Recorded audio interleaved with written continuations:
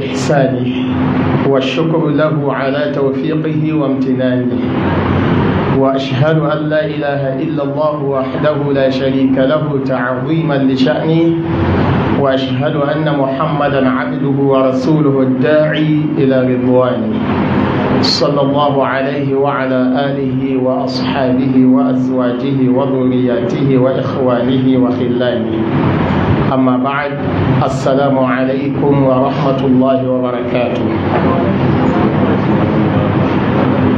barkamu da yau, barkamu da sake haduwa a cikin wannan masallaci mai albarka, masallacin Alhaji Dori wanda ke nan shiyar Samiyar Dila, Sokoto, inda muke haduwa domin gabatar da hikayar tafsirin Alkur'ani mai tsarki. A yau muna 13 ga watan Goma a shekara ta 2025 miladiya, wanda ya yi daidai da 21 ga watan Rabi'u Thani a shekara ta 1447 bayan hijirar Annabi sallallahu alaihi wasallam daga Makka zuwa Madina. Muna jaddada godiyarmu ga Allah subhanahu wa ta'ala mai kowa da komai, wannan da ya muna ni'imar sake haduwa a cikin wannan masallaci mai albarka domin ci gaba daga inda muka tsaya a lokacin da ya gabata. Idan ba manta ba, a lokacin da ya gabata mun kare magana akan abin da ya shafi muminai, ayoyi waɗanda suke magana akan muminai na farkon wannan sura mai albarka, suratul Baqara, daga farkon sura zuwa abin da ya shafi waton aya ta 5. Allah ya yi muna bayani a cikin ayoyi guda 4 suwaye almuttaqina. Allah ya kawo sufofin da ake gane su da su, kuma ya bayyana su ta yadda za su san kansu kuma wasu za su san su. To da wannan muka zo ga magana akan ayoyi guda 2 wa'inda Allah subhanahu wa ta'ala ya bayyana suwaye kafirai na gaske da kuma halin kafiran. Nan ne za mu tashi inda Allah subhanahu wa ta'ala yake cewa innal ladina kafaru sawa'un alaihim a anzartahum am lam tunzirhum la yu'minun. Akarwa kaza, tafaddal mashkura.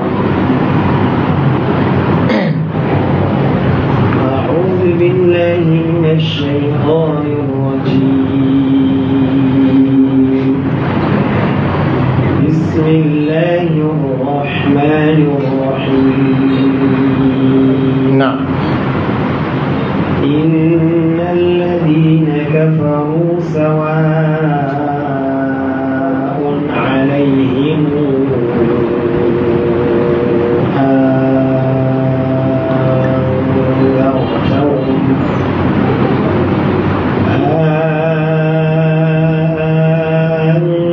أنذرتهم أم لم تنذرهم لا يؤمنون. نعم.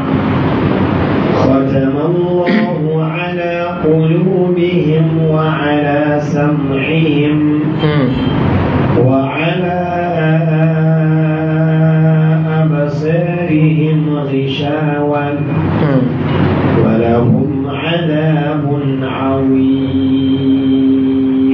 Allah subhanahu wa ta'ala ya ce innal ladina kafaru, haƙiƙa waɗannan da suka kafirta, sawa'un alaihim, daidai yake bisa gare su, a an dautahum kayi musu gargadi, am lam tunzirhum la yu'minuna, ko baka yi musu gargadi ba duka dai ba za su yi imani ba.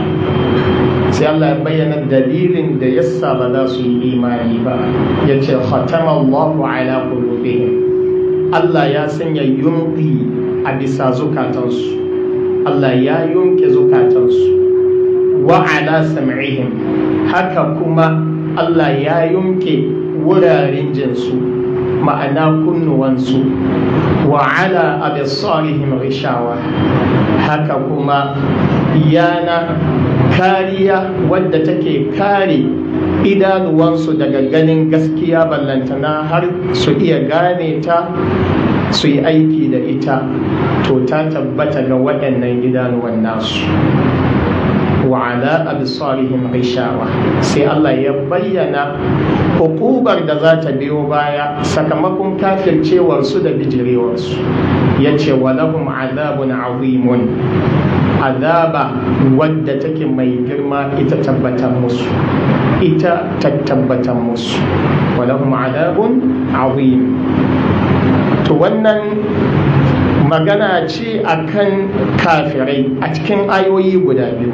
Bayan Allah subhanahu wa ta'ala ya kammala magana akan abin da ya shafi bayanin haluka na muminai, to sai kai tsaye ya shiga zuwa ga bayanin halin kafirai da abin da ya tabbatar musu na mugun hali da kuma abin da ya shafi siffofi waɗanda suke miyagu masu muni.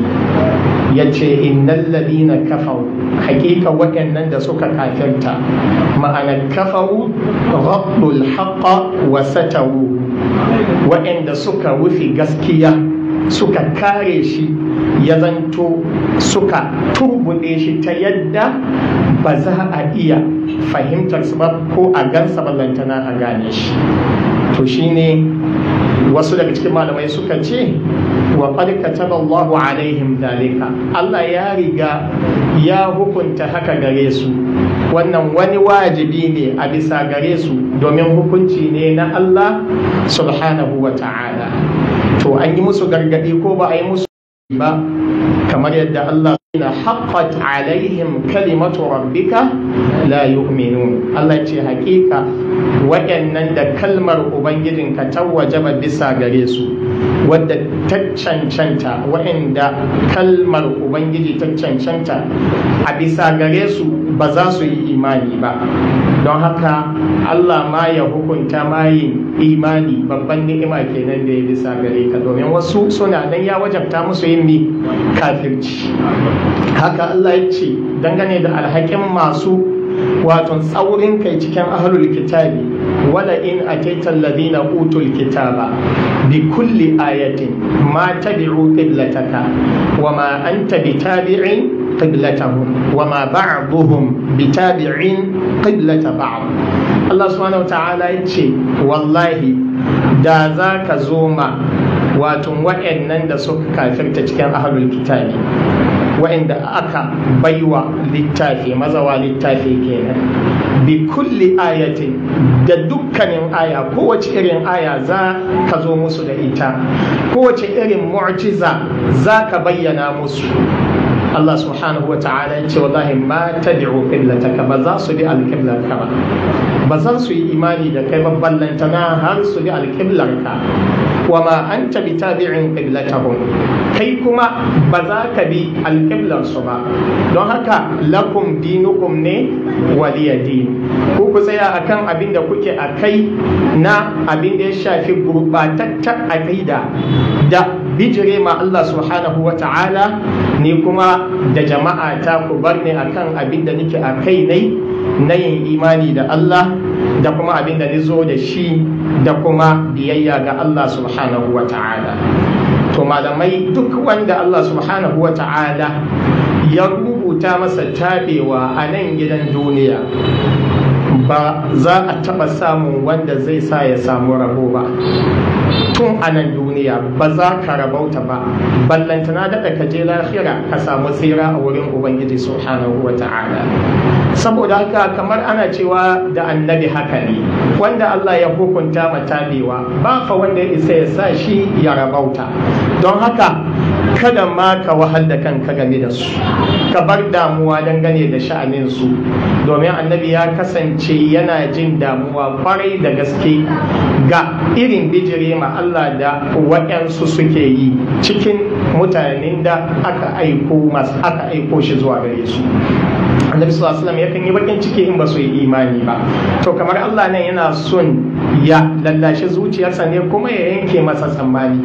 Don haka kada ka halaka kanka saboda ba su yi imani ba, kamar yadda ya ce a wata aya, la'allaka bakhi'un nafsaka alla yakunu mu'minin.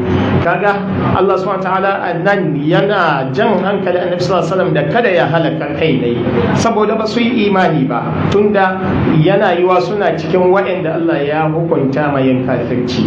Abinda an naka kawai wa ballighum risala, kadiyar musu da ni manzanci. Wannan shine aikin da aka baka, wanda ya ga dama ya karba, shi ko wanda duk ya karba falahul hazzul wafi'u, to yana da rabo cikakke a wurin Allah subhanahu wa ta'ala. Wa man tawalla, wanda duk ko ya bijire ya kauda kai, fala tahzan alaihim, to kada kai bakin ciki a bisa gare su, kada ka damu da su. Fa inna ma alaikal balaghu wa alaina alhisab. Haka Allah ya ce abinda annaka, abinda awajibi akan ka iyar da manzanci, kada tabbatar da ka iyar, kuma mu mun tabbatar da annabi ya iyar, kuma duk waɗanda za su zo ila yaumil qiyama za su tabbatar da haka cewa annabi ya iyar da manzanci. Saboda haka waɗanda suka yi imani Allah ya nufe su da samun rabo ne, waɗanda kuma suka kafirce ma Allah subhanahu wa ta'ala, to waɗannan ba za su zargi kowa a gaban Ubangiji subhanahu wa ta'ala ba in ba kawunan su ba za su ce ba a aiko musu manzo ba, an aiko musu kuma ya iyar musu. Kuma dama Allah ya tabbata mana cewa inda ma anta munzir, haka yake cewa ga annabi sallallahu alaihi wasallam, sani dai kadai kai mai gargadi ne, kai za ka yi gargadi ne, ba za ka iya tilasta su su yi ba, su yi imani ba. Kamar abin nan ne da suke cewa kana iya tilasta doki ya je ga riba, amma ba za ka iya tilasta shi ya sha ruwan wannan riba din ba. Don ka tilasta ma doki ya je ga teku ko gulbi, baka isa ka tilasta masa ya sha ruwan tekun nan ba ko gulbin nan ba. To wannan shine, saboda haka kai ka iya, innama anta nadhirun wallahu ala kulli shay'in wakil. Kadai kai mai gargadi ne, Allah kuma wakili ne ga dukkanin al'amari, ga dukkanin komai. Ibn Abbas yake cewa kana Rasulullahi sallallahu alaihi wasallama yahrisu an yu'mina jami'un nasi. Annabi sallallahu alaihi wasallam ya kasance yana kwadai matukar gaske, yana kwadayi akan dukkanin mutane su yi imani. Shi annabi da son samun sani ba za a samu kafiri ɗaya ba a bisa ban kasa. Annabi yana jin damuwar a ce yau ga wani ya kafirce ma Allah, zai je Allah ya yi masa azaba. Wannan abin damuwa ne ga annabi sallallahu alaihi wasallam. To shine Ibn Abbas yake bayyana muna wannan halin na annabi sallallahu alaihi wasallam. Dama Allah ya ce muna bin nasi la ra'ufur rahim, mutum ne wanda yake mai jin kai da tausai ga mutane, annabi sallallahu alaihi wasallam. Saboda haka yana son kowa yayi imani, wa yutabi'uhu ala al-huda, kowa ya bi shi akan shiriya. Fa akhbarahu Allah ta'ala, Allah subhanahu wa ta'ala sai yabba annabi labari, ya sanar da shi annahu la yu'min, cewa ba wanda zai yi imani a cikin mutanenka, a cikin mutane duka, illa man sabaqa lahu min Allah sa'ada, sai wanda dama Allah ya nufe shi da rabauta, Allah ya nufe shi da arziki fi dhikril awwal, tun ga ambato na farko. Yana cikin wanda Allah ya riga ya rubuta tun a lauhul mahfuz cewa lalle wa'annan za su bi ka kuma za su yi imani da kai.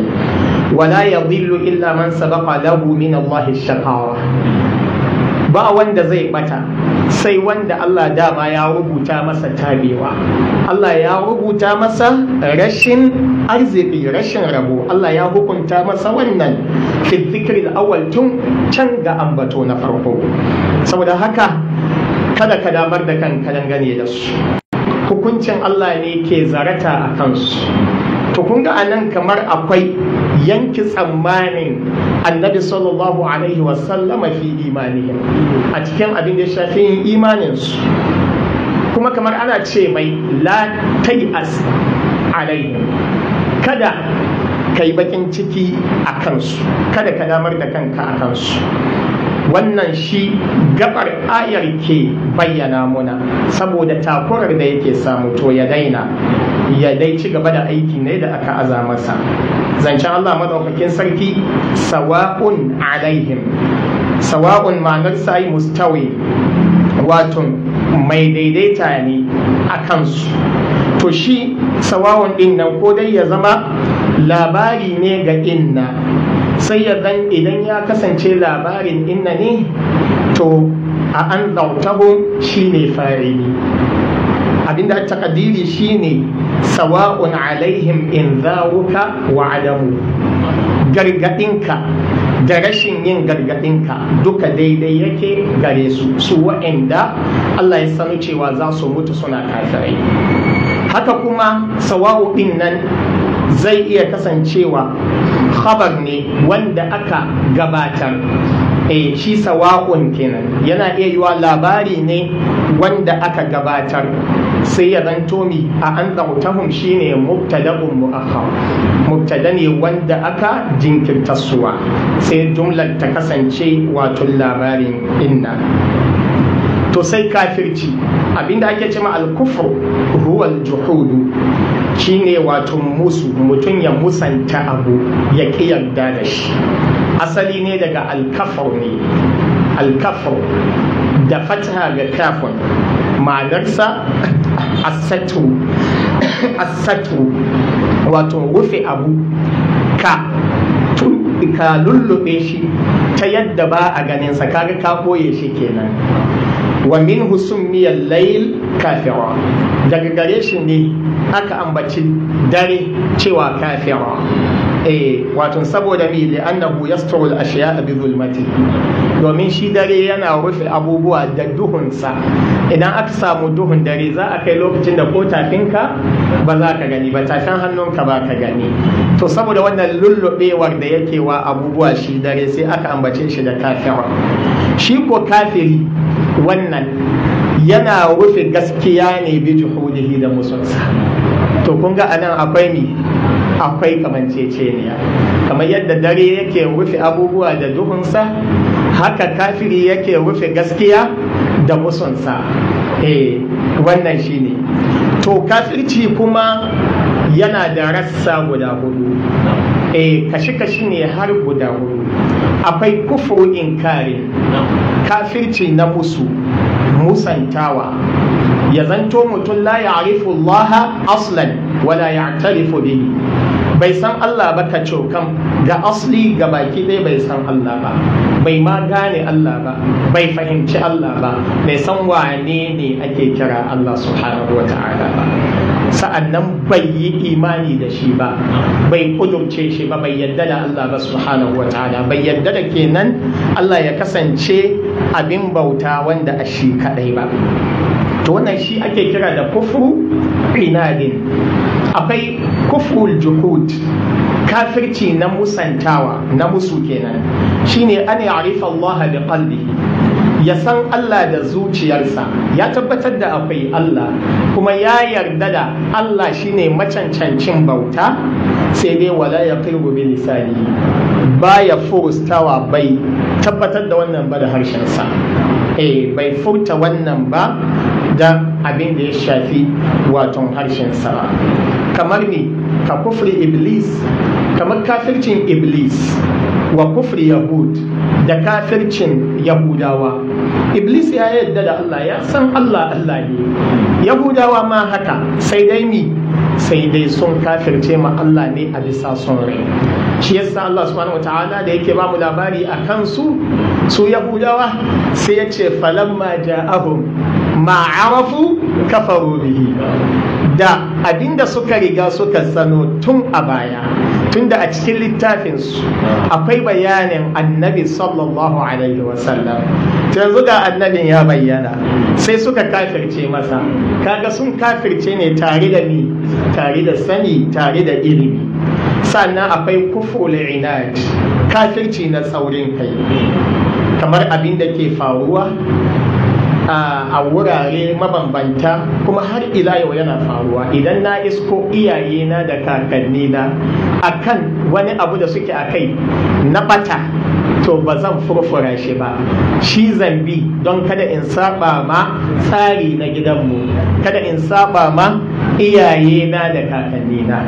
Abinda ashi an ya'rifa Allah bi qalbihi, wato ya san Allah da zuciyarsa, ya sano Allah, sa'an nan kuma wa an ya'tarifa bihi, kuma ya yi furuci, wato ya tabbatar da cewa Allah shi ne Allah, ya kudurce wannan, ya yadda da Allah shi ya fi dacewa da abauta ma, amma wala ya dinu bihi, sai dai baya bauta ma Allah subhanahu wata'ala, baya addini daidai da yadda Allah ya umarni da a yi addini. Baya bautar Allah subhanahu wata'ala, a isko shi yana bautar gumaka, ko yana bautar duwar wasu, ko yana bautar shanu, ko yana bautar rana, ko yana bautar waɗansu ababuwan bauta daban waɗanda ba Allah ba subhanahu wata'ala. Wannan kuma sun ba da misali da kafircin Abu Talib. Abu Talib shi dai mahaifin Sayyidina Ali karramallahu wajhahu, kuma mahaifin Annabi sallallahu alaihi wasallam, tunda mun san baffan sani.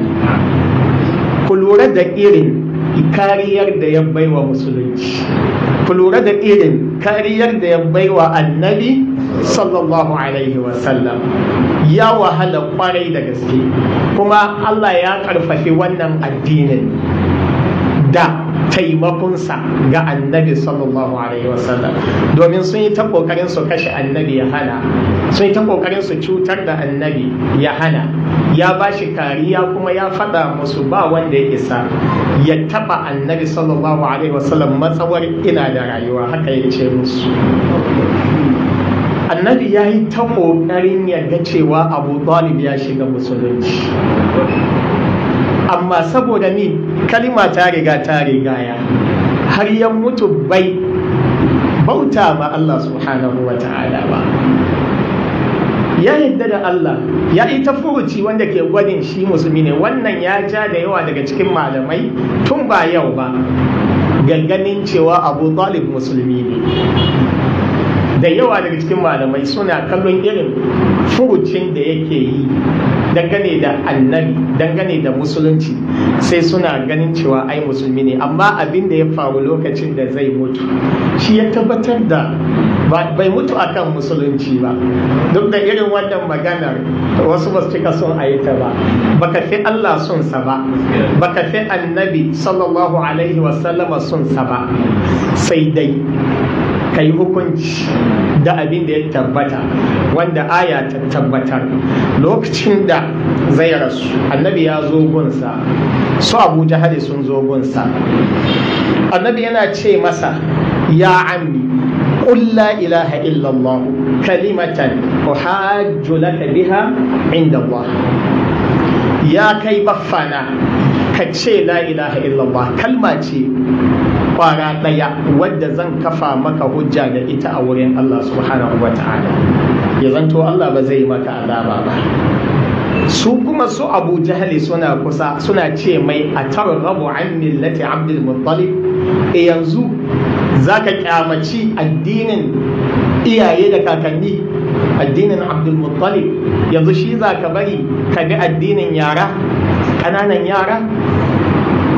Annabi yana kwankwamta wancan lafazin, su ko suna kwankwamta nasu lafazin. Daga ƙarshe sai ya ce huwa ala millati Abdul Muttalib, ya ce yana akan addinin iyaye da kakanni, addinin Abdul Muttalib.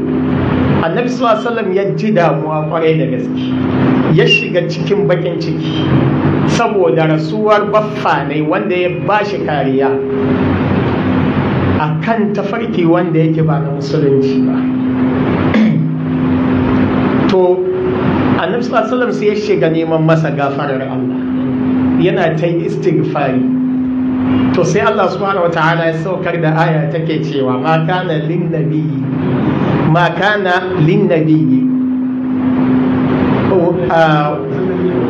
والذين آمنوا معه أن يستغفروا للمشركين ولو كانوا أولي قربى من بعد ما تبين لهم أنهم أصحاب الجحيم.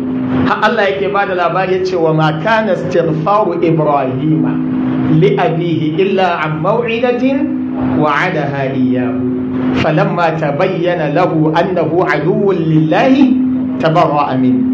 Kaga annabi Ibrahim yawa mahaifinsa alƙawari yace sa astaghfiru laka rabbi innahu kana bi hafiya, yace zai neman masa gafarar Allah. To sai ya ci gaba da neman masa gafarar Allah shi annabi Ibrahim, sai da ta bayyana gare shi cewa dai shi mahaifinsa makiyin Allah ne, saboda haka bai dace da shi ba ya ci gaba da neman makiyin Allah gafara. To irin wannan ne ya faru, annabi ya ci gaba da neman ma Abu Talib gafarar Allah har sai da aya ta sauka tana kwace wannan ne, cewa bai dace ga annabi ba ko kuma mumine waɗanda ke tare da shi su dinga neman gafara ga wani ɗan uwa makusanci nasu, ko da ko ya kasance mafi kusanci ne gare su dinga neman masa gafarar Allah, wannan bai dace ba. To sai annabi ya kame daga wannan. Saboda haka me za mu yi? Mu sallama ma hukuncin Allah.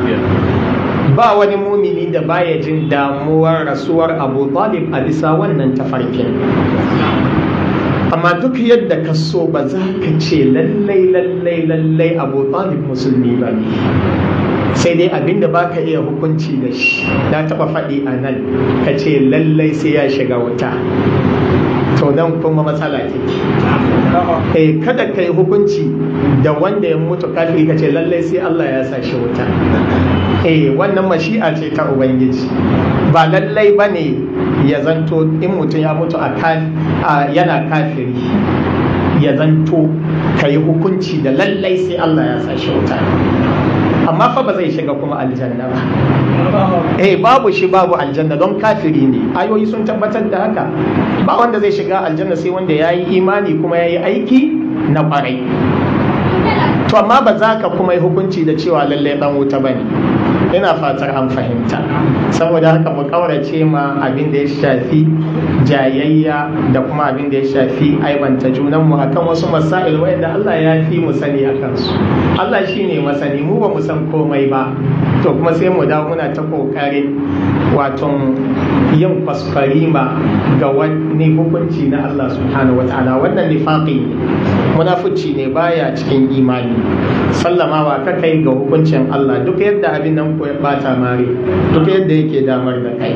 To wannan dai shine kaso na uku. Sai kaso na hudu, kufrun nifaq, kafircewa da munafunci shine ya zanto ya yi furuci bi lisanihi da harshensa, amma kuma wala ya'taqidu bi qalbihi, bai kudurcewa da zuciyarsa. Zaka isko mutum ya ce ya yi imani, amma wannan magana ce ta baki kawai, ba magana ce ta zuci ba, kamar yadda za mu ji ga ayoyin da an tafi, ayoyi guda 13 waɗanda suke bayani akan hali na munafukai, suna nan zuwa bayan waɗannan ayoyin insha Allah tabaraka wa ta'ala. Alkalbi ya ce zancen Allah maɗaukakin sarki allazina kafaru, da aka ce innal ladina kafaru, to abin nufi da su ne Yahudawa. Ya ce kamar ne, kamar irin huyayyu bin Akhdab, ya ce da kuma Ka'ab ibn Ashraf, waɗannan ire-iren su ne Allah yake nufi da alladina kafaru. Wasu malamai suka ce a'a, alladina kafaru mushrikul arabi ake nufi da su, saboda haka innal ladina kafaru sai ka ce mushrikil arabi. In mun fassara da fassarar waɗannan malaman, kamar wa suka ce kamar irin Abu Lahab yana daga cikin mushrikan larabawa. Wasu malamai ma suka ce a'a, man qutila bi badrin, waɗanda aka kashe, kafiran nan da aka kashe a Badar, min kuffari Quraysh, na abin da shafi kafiran Qurayshawa, ka Abi Jahli, kamar Abu Jahal wa nahwihi da makamantansa. Kun ga an kashe manya-manyan kafirai a yakin Badar. To su ne Allah yake ba da labari a kansu, in ji wasu malamai na tafsiri. Kuma wannan yana ɗaukuwa domin sun riga sun mutu ba su yi ba, ba su yi imani ba. Kila mun fahimta. To zance Allah madaukakin sarki a an dautahum, Imam Qalun da Abu Amr da Abu Ja'far dukkaninsu suna karantawa da tashilin hamza ta biyu da kuma idkhali shine sanya alif tsakanin hamzan nan guda biyu. Shine Imam Shatibi yake cewa wa tashilu ukhra hamzatayn bi kalmatin sama wa bi dhatil fathi khulfun litajmula. Haka ya kawo a cikin Shatibiyya yana muna bayanin waton madhhabin qura'u dangane da hamza guda biyu waɗanda suka zo a cikin kalma daya. Ma'ana in an ce suna karantawa da tashilin hamza ta biyu kuma tare da idkhali, to shine za mu ce an zautahu. Kun ga mun sa alif kuma mun yi tashilin hamza ta nawa? Ta biyu. Dama dangane da sanya alif shi ma kai ne Imamu Ash-Shatibi ya kawo wannan, yake cewa wa madduka qabla al-fathi wal kasri hujjatun biha ludh. Kaga sai ce wa qabla al-kasri khulfun lahu wala. Wannan shine bayanin sanya alif dangane da mazahib na qura'u masu sanya alif tsakanin hamza wadda take mai fataha da mai abin da ya shafi kasara da kuma abin da ya shafi mai fataha da mai fataha din, ya ambata muna a cikin wannan baiti. Ibn Kathir shi kuma ya karanta da tashili ba tare da idkhali ba. Bambancin kira'arsa da tasu shine sanya alif din nan. Shi zai ce an zautahum, zai kada alif baya sa alif shi. Ibn Kathir kenan. Shi ko Hisham ya karanta da tahqiqi na hamzojin nan guda biyu tare da idkhali. A madhabinsa na farko sai ya ce an zautahum. Kun ga ya sa alif kuma ya yi tahqiqin hamzatain duka. To kuma yana sanya alif ya zanto ya yi tasirin hamza ta biyu irin waccan kira'ar tawa ta su qalun kenan, don shi yace ai waton wadatul fathi khulfun litajmula. Da baitin da muka kawo yanzu ba da dadewa ba, wata silu ukhra hamzatayn bi kalmatin sama, ya faɗi ahlu sama su suke wannan, sai ce wa bi dhatil fathi khulfun litajmula. Kaga yana da sabani shi Hisham, don shine litajmula, lamu din nan ibara ce daga gare shi. To sai abin da ya shafi warshu yana karantawa kamar yadda muka ji malam ya karanta, wato yayi ibdalin hamzan nan ta biyu zuwa harafin abin da ya shafi alif, sa'annan kuma ya sa madda doguwa an zautahum kamar yadda malam ya karanta. To kuma yana da mazhabi na karantawa da tashili ga hamza ta biyu ba tare da kenan jan madda doguwa ba. Ina fatar an fahimta. Ya zanto ba tare da ya sa alif ba, an zautahum, wannan mazhabin sa ne. Sauran qura'u kuma suna karantawa a an zautahum. Hujja dangane da qira'ar warshu shine can da yake cewa wa qul alifan an ahli misra tabaddalat li warshin wa fi baghdad yurwa musahhila. Ina fatar mun fahimta, wannan shine dalili akan qira'ar warshu dangane da kalmar a an zautahum, ko dai ya ja madda doguwa bayan yayi ibdalin ta zuwa ita hamzan nan ta biyu, ya ibdalin ta zuwa harafin alifi, to sai ya ja madda doguwa, ko kuma ya zan bai sa alif ba ya zanto ya tasirin hamza ta biyu, in mun fahimta irin kira'ar da muka bayani ta Ibn Kathir kenan. Allah subhanahu wa ta'ala sai ya ambaci mawani waɗanda suka hana su daga yin imanin nan, yake cewa khatama Allahu ala qulubihim. Ma'ana khatama Allahu ala qulubihim ay taba'a 'alayha bi tabi'in la yadkhuluha al-iman wa la yasma'una ma yufiduhum. Wato ma'anarsa shine Allah ya yumke zukatansu da wani abin yumkewa wanda Allah shi ya san yadda yake, tunda kaga aiki ne na zuci ba abu ne na fili ba, don shi akwai isti'ara ai a cikin aya, ta yadda imani duk yadda yake baya shiga zukatansu, sa'annan duk yadda gaskiya take ba ta kwankwasar kunnuwansu, ba su jinta, ba yadda abu mai amfani zai iya tasiri ga kunnuwansu, ba su jin duk abin da zai amfane su. Sai Allah ya ce wa ala absarihim ghishawa ay ghita'un tamna'uha 'ani an-nazari alladhi yanfa'uhu. Wato akwai marufi, akwai kariya, akwai yana ga idanuwansu. Wannan yanar wannan kariyar ita take hanyar su daga ganin duk abin da zai amfane su.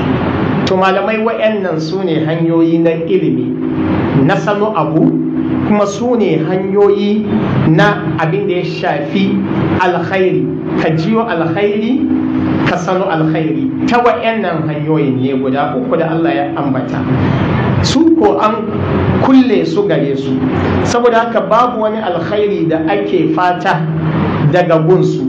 ni dalili bi sababi kufrihim wa juhudihim wa mu'anadatihim ba'da ma tabayyana lahum al-haqq, wato saboda abin da shafi kafircin su da kuma abin da ya shafi wato musunsu da tsaurin kansu da ƙetare iyawarsu, ba su yadda da gaskiya ba su aiki da ita.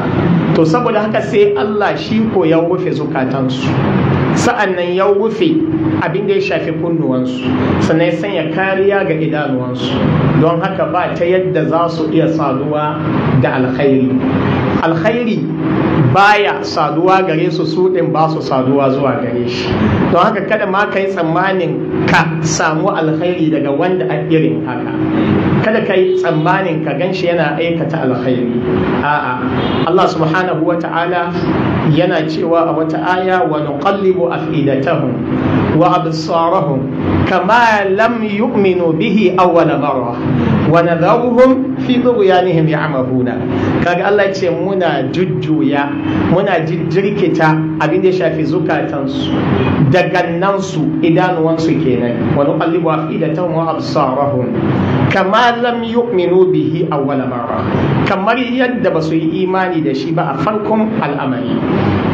Sai ya zanto ba za su yi imani ba, duk sadda gaskiya ta zo Allah sai ya karkatar da zukatansu daga gare ta, Allah ya kulle idanuwansu daga ganin gaskiya. Kaga akwai damuwa kenan duk wanda ya kasance a cikin wanga hali, to wal iyadu billahi. Ya zanto Allah subhanahu wa ta'ala bai ma bari da kansa da ka gane gaskiya, ya gama yin fushi da kai fa, ya gama la'antar ka kenan. Wa nuqallibu afidatahum wa absarahum kama lam yu'minu bihi awwal marra. Allah ce wa nadharuhum, muna barin su fi tughyanihim ya'mahuna, suna ta demuwa a cikin ƙetare iyakarsu. Ba sun zaɓi ƙetare iyaka ba, to a ciki za mu bar su har lokacin da mutuwa ta zo musu.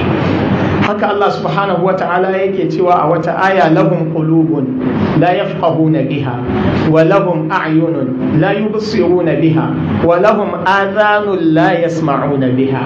Sai Allah ya ce ulaika kal an'ami bal hum adall, ulaika humul ghafiluna. Allah ya ce lahum qulubun, suna fada zukata.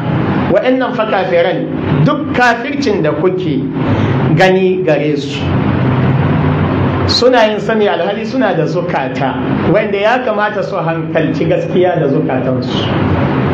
To amma sai Allah ce la yafqahuna biha, ba su fada kuwa, ba su lura da zukatansu ba su yi musu tafiri wajen lura da la'akari da gaskiya. Allah ce walahum a'yunun, suna da idanuwa, amma wa'anne irin idanuwa na hakika ba na ma'ana ba, domin la yubsiruna biha, ba su ganin gaskiya da idanuwan nan nasu. To kaga ido ɗaya gare ka na hakika, ga kada ido amma ba su da amfani. Allah ka kare mu. Allah ya ce wa lahum adhanun, suna da kunnuwa, in gaggansu suna da kunnuwansu wa'anga na hakika, amma ba su da na ma'ana, domin la yasma'una biha, ba su saurarin gaskiya su yi aiki da ita da kunnuwansu. Allah ce ula'ika wa'ancanin ka kal an'ami, yadda kasan dabbobi suke sai gabacewa. Sai Allah ya ce kai balhum adall, ka bar wannan magana, su din sun fi dabbobi bacewa. La ilaha illallah. Duk wanda ya zanto Allah ya kamanta shi da bacewa wadda ta rinjaye ta dabbobi, to ka san wannan an riga an gama da shi, baya da amfani a cikin rayuwa. Ka fi dabba bacewa. Malamai ku ji wannan misalin, tufa wa'inda suke bijire ma Allah, wannan ita ce tamkarsu. Wannan shine misalin da Allah subhanahu wata'ala ya buga dangane da su. Balhum adall, Allah ce ulaika humul ghafiluna wa in caninka sune haƙiƙanin rabkanannu. In kana bi dan rabkananne na haƙiƙa to ka bi irin wa'anda zukatansu ba su yi musu amfani wajen faɗa kuwa da gaskiya su gane gaskiya, wa'anda idanuwansu ba su ganin gaskiya su yi aiki da ita, wa'anda kunnuwansu ba su jin gaskiya su saurare ta ballantana daɗa har su yi aiki da ita. To bayan duka wannan sai Allah ya ambaci azaba majinkirciya wadda za ta zo musu, yace walahum azabun azim, azaba mai girman gaske ta tabbatar musu. Wacce irin azaba ce? Shine annaru, wuta, da kuma mi suhtullahi, fushin Allah subhanahu wataala. Kuma wannan fushin na Allah almustamiru ne adda'im, mai dogewa ne abada ko da yaushe cikin fushin Allah subhanahu wataala shi. Ko a cikin wuta fa ba an yi musu wai hukunci ba an kare da su, a cikin wutar ma haduwa suke kara yi da fushin Allah subhanahu wataala. Kullun azabar su da duwa take yi, saboda mi daɗuwar abin da ya shafi fushin Allah a kansu. Allah ta'ala ya kare mu. Allah subhanahu wata'ala ya bayyana dalilin yi musu irin wannan azabar, yace zalika bi annahu mustahaqqul hayatad dunya ala al-akhirati wa anna Allah la yahdi al-qawma al-kafirin. Wannan saboda sun zabi rayuwar duniya, sun so ita rayuwar ta duniya sama ga abin da ya shafi rayuwa ta lahira. Gashi ko Allah subhanahu wata'ala yana ce muna bal tu'thiruna al-hayata ad-dunya wal akhiratu khayrun wa abqa. Allah ya ce kuna zaɓin rayuwa ta duniya, yayin da kuma rayuwa ta lahira ta gidan aljanna ita ce mafi alkhairi kuma ita ce mafi wanzuwa, ita awwan zazzar rayuwa. Yanzu wannan rayuwa da muke yi ta duniya duk yadda aka barka kaddadi karewa za ka yi, ba makawa sai an kai lokacin da za a kai ka zuwa ga kabri. Ba makawa, duk ɗan da mace ta haifa ko da tsiransa ya tsawaita, wata rana saman karaga za a ɗauko shi, a je a yi masa sallah, a kai shi, a turbuɗe shi, a bawo shi daga shi sai aiki ne. kullu bin unta wa in talat salamatuhu yawman ala alatin hadba mahmud. Haka Ka'ab ya ce, Ka'ab ibn Zuhair, duk ɗan da mace ta haifa ko da kaga tsiransa ya tsawaita, kaga yayi rayuwa mai tsawo, kada ka zaci zai dawama. Ina kullu man alaiha fan wa yabqa wajhu rabbika dhul jalali wal ikram, kullu shay'in halikun illa wajha lahu al-hukmu wa ilayhi turja'una. To saboda haka sun zabi rayuwar duniya akan ta lafira, saboda haka Allah subhanahu wata'ala ya yi musu irin wannan azaba. Dama ko Allah baya shiryar da mutane waɗanda aka kafirai. Imam Abu Amr da Imam Al-Kisa'i duka sun karanta absarihim, sun karanta shi da imana, sai suka ce wa ala absarihim da imana kenan. Mallam kuma ya karanta mana da taqlid saboda shine mazhabin warshu. To malamai idan za ku lura za ku ga cewa a cikin wannan aya da Allah ce khatama Allahu ala qulubihim wa ala sam'ihim wa ala absarihim ghishawa wa lahum adhabun azim, an gabatar da abin da ya shafi wato alqalb ga ambato, sa'annan aka ambaci as-sam', aka ce khatama Allahu ala qulubihim, sannan aka ce wa ala sam'ihim. Wannan a cikin suratul baqara kenan. Yayin da a cikin suratul jafiya sai aka gabatar da as-sam'. Allah subhanahu wa ta'ala yake cewa a can, afara'aita man ittakhadha ilahahu hawahu wa adallahu Allahu ala ilmin wa khatama ala sam'ihi wa qalbihi wa ja'ala ala basarihi gishawa faman yahdihi min ba'di Allahi afala tadhakkaruna. Kun ga anan an gabatar da as-sam' daga al-qalb. A cikin bakara kuma wannan aya da muka kare magana akan ta ko muke magana akan ta, an gabatar da alqalb sa'annan ne as-sam'. To shine malamai suka ce akwai hikimar da ke ciki, saboda a cikin suratul jafiya Allah subhanahu wa ta'ala ya ambaci shi al-khatmu din wato yana ma'dufi ga ittakhadha ilahahu hawahu afa aita man ittakhadha ilahahu hawahu sannan aka ce wa adallahu Allah ala ilmin sai aka yi atafi aka ce wa khatama ala sam'ihi wa qalbihi wa ja'ala ala basarihi bishara. To wannan shine dalili suka ce duk wanda ya zanto ya iya riƙon sun ransa shine abin da yake bautata ma. Ka san cikin mutane akwai wanda haka wanda zaka gan shi gabaki ɗaya shi bai da abin bauta in ba son ransa, duk abin da zuciyarsa ta saƙa masa to shi zai aikatawa. Za ka ga baya rizinin bai tsaya wai ya yi tuntuni ya ga abin da ya dace, abin da zuciyata ke raya mini shi a gaskiya shi a daidai in je zuwa ga aikatawa, ko kuma a'a ba shi ne daidai ba in kaurace masa, kawai duk abin da rayuwarsa ta ɗarsa masa shi zai aikatawa.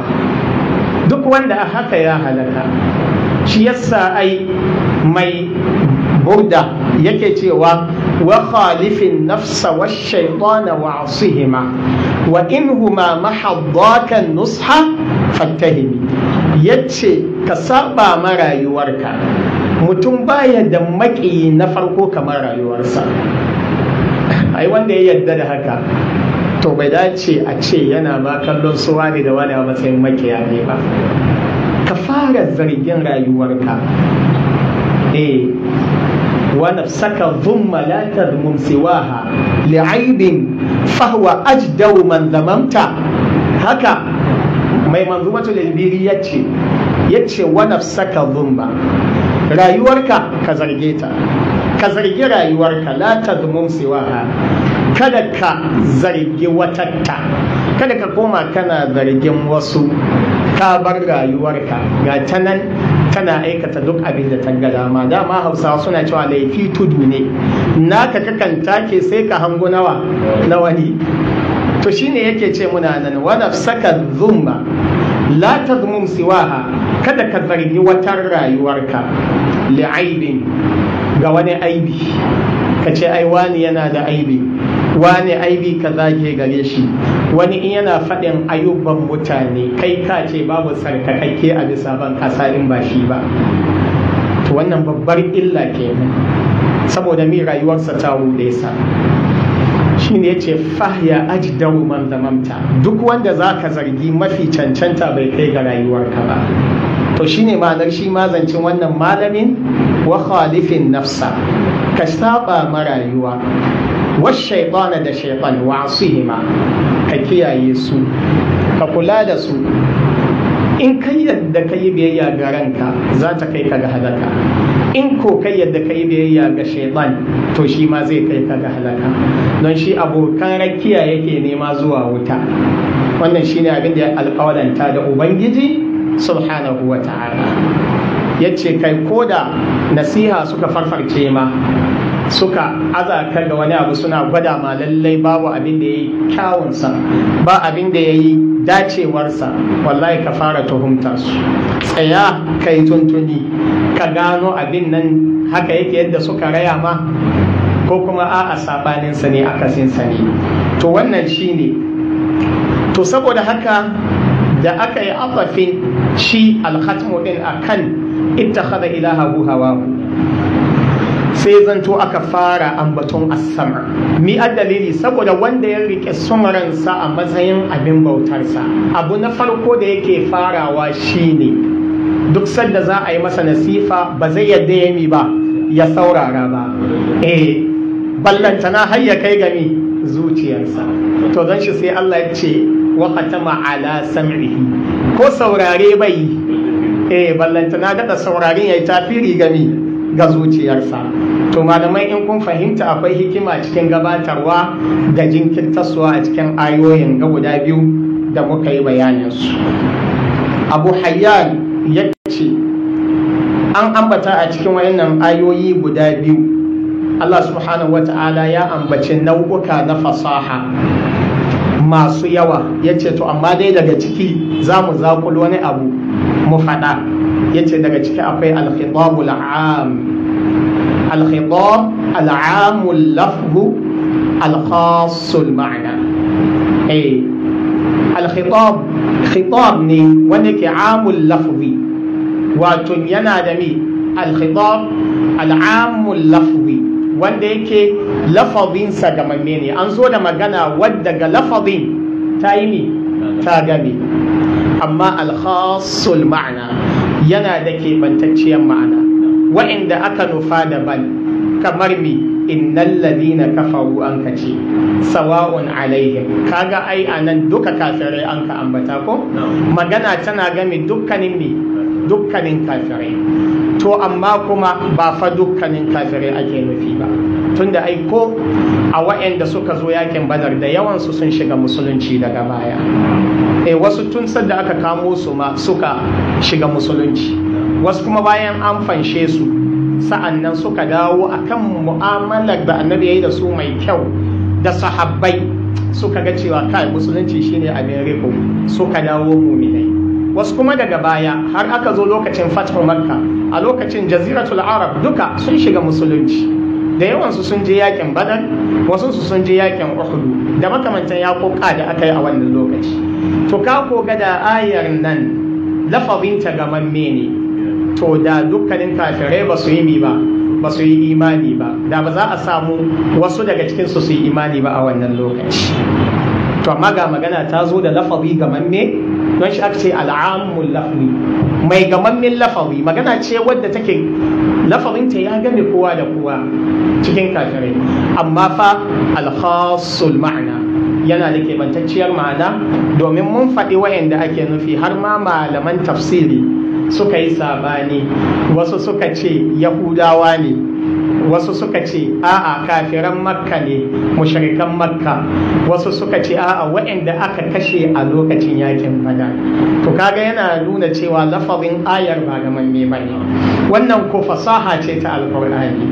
Sannan na biyu kuma akwai almajaz, akwai majazi a cikin wa'annan ayoyin guda biyu, wato lokacin da Allah ya ce khatama Allahu ala qulubihim, kun ga an zo da al-khatmu, shi ko al-khatmu ana yi ne ga abin da ake iya rikawa a ganshi, ko ba haka ba? Mi kaka iya yunkewa kamar kwalba, yanzu ka ɗauko kwalban mirinda ka sa mata mai marfi ka kulle ta, kullewar da iska baya fita baya shiga, kaga ka yi mi ka yunke ta. To asali shi al-khatmu wai ana yi ne ga abu wanda yake mahsus ne, ko ba haka ba?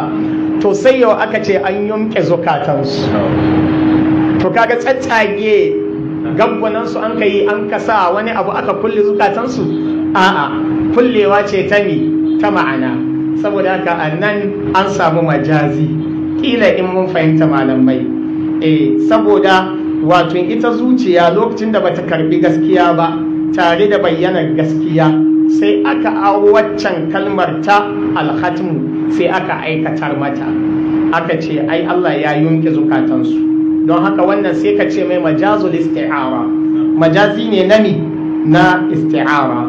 Sa'annan a cikin ayoyin ga har ila yau akwai al-hatfu, yana daga cikin duka nau'uka na fasaha da aka aikatar a cikin wayannan ayoyin.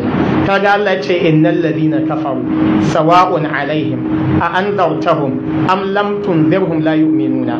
To abinda aka shafe a ciki shine wato alqaumal ladina kafaru billahi, innal qaumal ladina kafaru billahi wa bika wa bima jikta bihi. kaga duk ba a ambaci wannan ba, don haka an samu mi alhad, don haka akwai abin da ya shafi ikhtisar a cikin ayar, kuma an samu haffi an samu mi ikhtisari.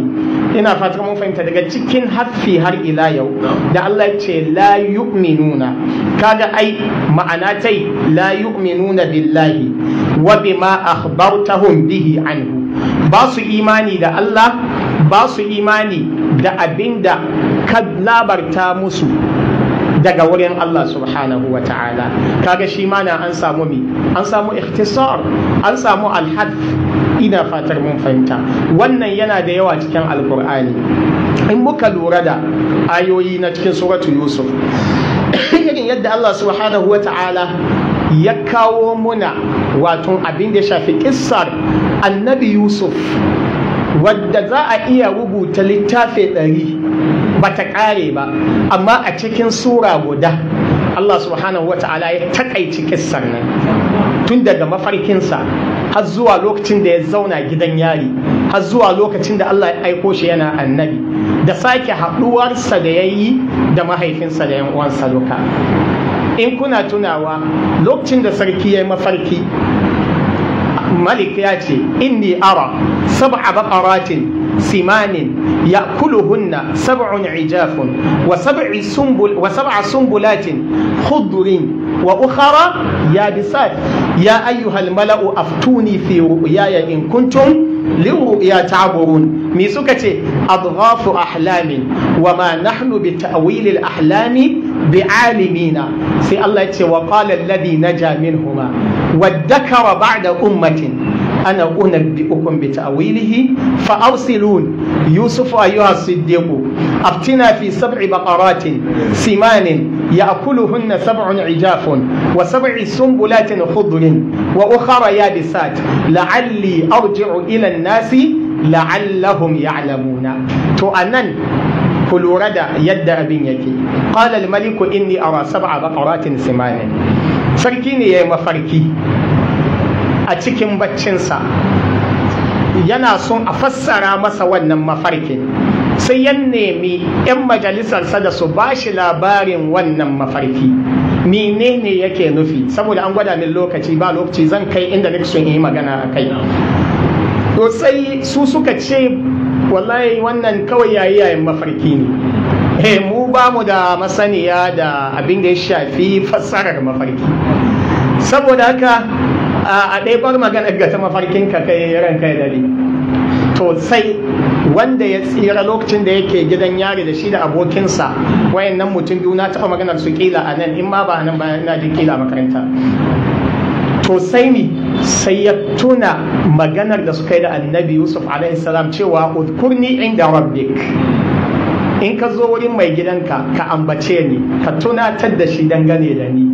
Ya ba shi sako daga gidan yari, bai tuna sakon annabi Yusuf ba sai da sarki ya mafarki ya nemi a fassara masa. To shi ko ya san annabi Yusuf alaihi salam ya kware ta fuskar fassarar mafarki, don haka waddakara ba'da ummatin sai ce ana unabbi'ukum bi ta'wilihi, ni zan zo muku da labarin wannan mafarkin, zan zo muku da fassararsa.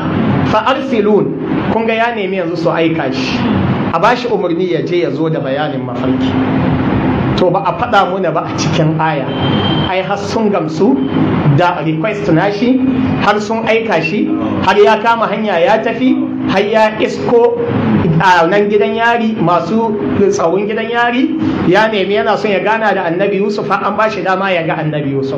Kawai yana cewa fa'ausilun, sai Allah ya ce Yusuf ayyuha siddiqu, aka kawo ma gashi ga annabi Yusuf alaihi salam. Kaga kenan an takaice muna mi wannan kissar, akwai ikhtisari, akwai alhaf a ciki, an shafi abubuwa da yawa don a kai mu ga makasudi. Kai tsaye sai ce Yusuf ayyuha siddiqu aftina fi 7 baqaratin simanin ya'kuluhunna 7 ijafun wa 7 sumbulatin khudrin wa ukhra yabisat. To wannan shine abin da nika so in kara da shi daga cikin fasaha ta alqur'ani kenan, don shi alqur'ani fasihi ne, balighi ne, ba a taɓa samun wata fasaha wadda ta yi tamkaceceniya ko kamanceceniya da fasaha irin ta alƙur'ani.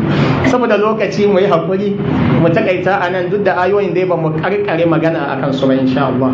In mun zo wani sati za mu dora bi idnillahi tabaraka wa ta'ala. Abin da ni faɗi daidai Allah ta'ala ya ba mu lada, wanda kuri ya auku ciki Allah ya yafe shi, shafe cikin zukatan mu. Subhanaka wa bihamdika nashhadu an la ilaha illa anta nastaghfiruka wa natubu ilaik. Wassalamu alaikum wa rahmatullahi wa barakatuh.